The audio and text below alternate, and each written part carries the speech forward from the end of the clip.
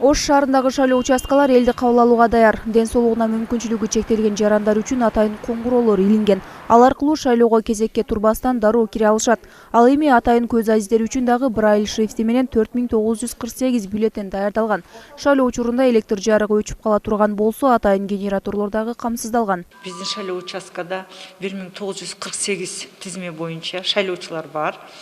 Анан эми алар кандай келип кетерин эми өзүбүз көрөбүз да, жыйынтыктар.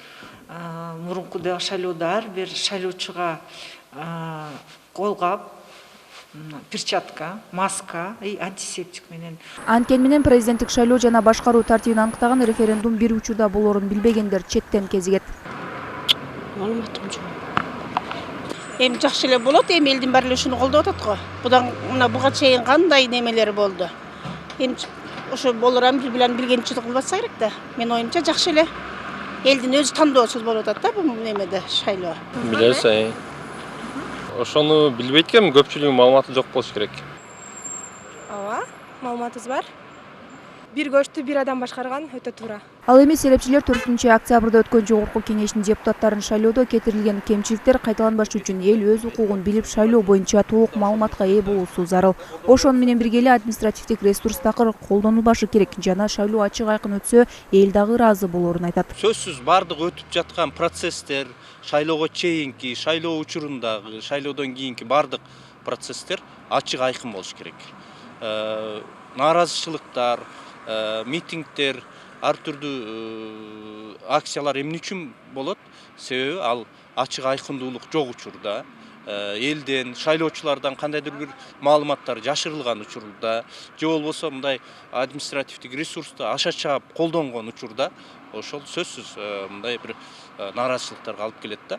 Жеңилип калган тараптар нааразычылык акцияларын өткөрүп, жанагындай саясий стабилдүүлүгүбүзгө доо кетириши мүмкүн.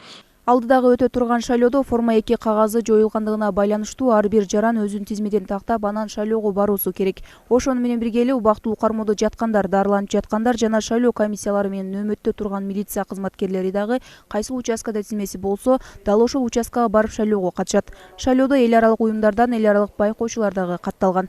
Бардык шайлоо участкаларына 90%дан ашуун пандустар коюлду, ошол зона коюлат. Демек келип шайлоо участкасына келгенге бүт шарттар бар да. Албетте такыр эле келгенге мүчкү жоктордон аларды ошо жаткан жерлерине барып көчтүн мурда менен добуш бердирип келишет. Ал ошол 9 январь күнү өтө турган иш-чара. Эки түрлүү бюллетен болот. Форматы дагы эки түрлүү болот. Түсү дагы эки түрлүү болот. Эки автомат саноочу урна болот. Ошол бюллетендерди ал жерде шайлоо комиссиянын мүчөлөрү дагы шайлоочуларга түшүндүрүп турат.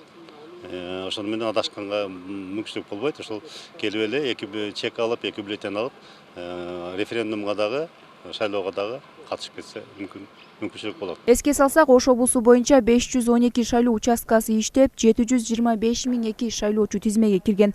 Ал эми Ош шаары боюнча 78 шайлоо участкасы иштеп, 151.115 шайлоочу тизмеге кирди.